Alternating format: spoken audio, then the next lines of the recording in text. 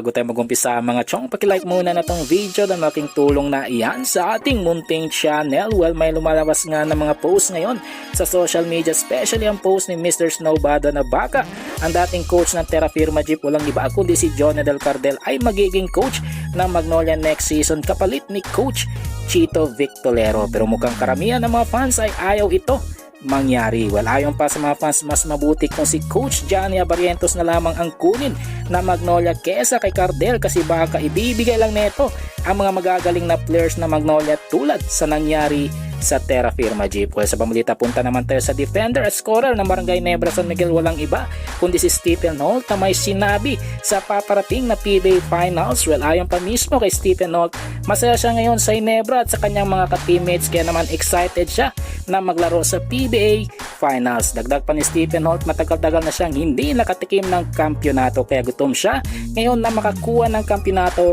kasama ang Barangay Ginebra.